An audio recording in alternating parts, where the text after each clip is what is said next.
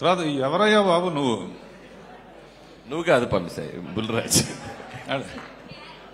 Thanks sir. ఏ మంచి మాటలు మాట్లాడుతున్నావు నువ్వు. కానీ వాడితో కూడా అనిపించావంటే ఏ పెళ్లికి వెళ్ళకవు. నువ్వు వచ్చావంటే భయపడతారు ఏమంటావు అని. And lyric writers